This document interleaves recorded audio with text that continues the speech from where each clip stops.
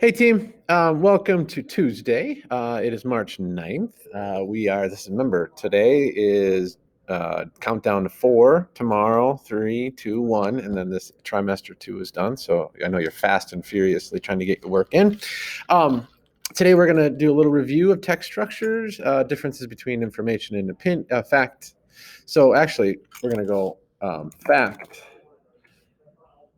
Information that is fact and opinion. Okay, so today is another check-in quiz. I know it says Monday, but there is another check-in quiz. So those of you at home watching this, please go to Schoology and check that out. It's about 5 questions. It should take you just a few minutes, but I want you to see if you can literally remember these structures: the description structure, the sequential structure, the cause and effect, the compare contrast, and problem solution, which we added yesterday. Remember, all those notes should be in there. All right, so what we're going to do is today in class and then at home, I am going to post at home articles from ELA, just the same ones I did last week. Then I want you to pick one you haven't read before.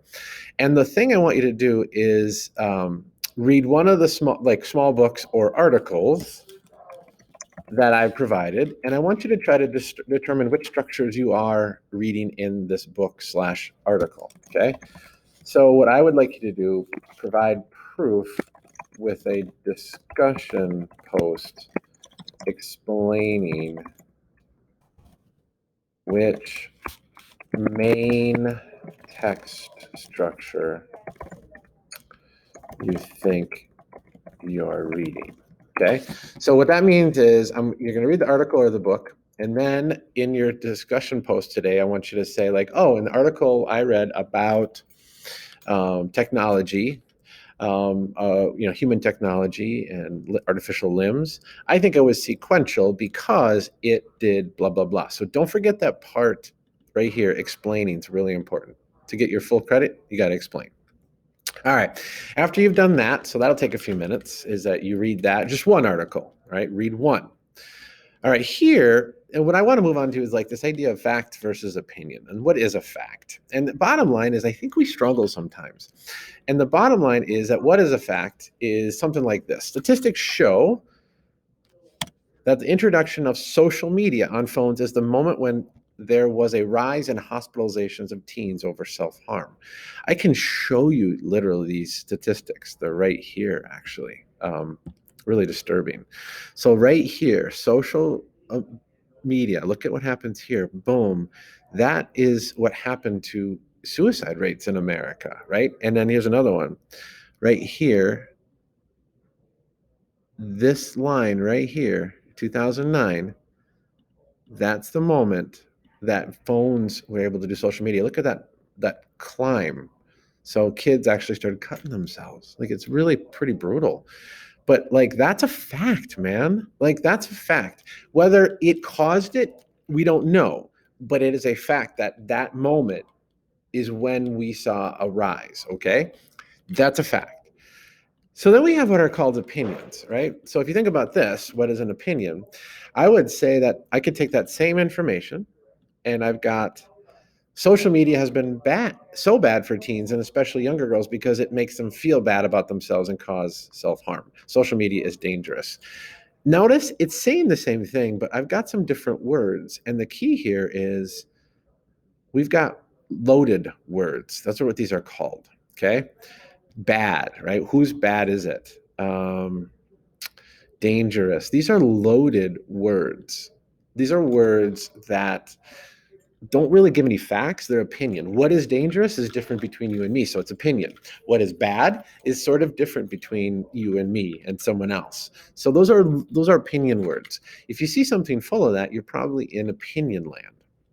So the second thing I want you to do today is this. I want you to write 10 sentences. I want you to write 1 through 5 of these sentences. I want to be facts that are provable. I don't know where you get the facts. Maybe you know them, but they've got to be provable. This weighs 16.5 ounces. That would be a fact because you can weigh it. You can provable, right? If you say this is kind of heavy, that would be opinion. So you're going to have to, I want you to figure out 5 facts and write them out as sentences. this book was published in 1955, and it's sold 8 million copies. Okay, that's a fact. I can look those up. Opinion. This book is an awesome book written by a really cool author.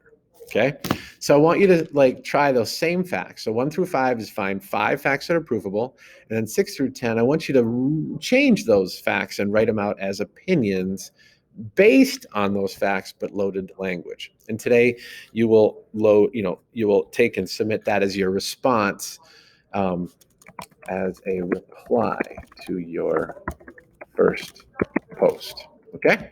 So anyway, that's what we're doing for today. Now, here's another, just to give you an example. Okay. So we got the Moderna vaccine has been shown in tests to be 92% effective at fighting off COVID-19 and keeping a person symptom-free.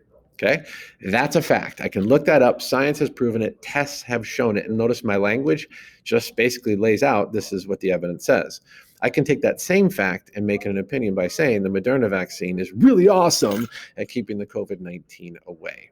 So we're talking about loaded language. Okay, so let me give an example. Loaded language. Cool. Dangerous. Bad. Awesome. If you see someone say every, most, huge, anything that is sort of really just about it's hard to prove what's cool, hard to prove what's dangerous, hard to prove what's bad, hard to prove what's awesome, hard to prove, saying every literally has to be 100%. I'll be honest with you, oftentimes things are never 100%. So if you think about that, that's where loaded language is. So in the class, I'll let students, we're gonna have a little discussion about what other loaded language might we have. You won't be able to do that at home, but that's what I want you to think about is what's loaded language. Words that are hard or impossible. Okay. All right. So that's your thing for today is you're going to take the quiz, check-in quiz, post your sentences, not your sentences, post your response to your reading, and then write 10 sentences. So quite a bit to do today, but very doable. All righty, everyone. See ya. Take care, and email me with any questions.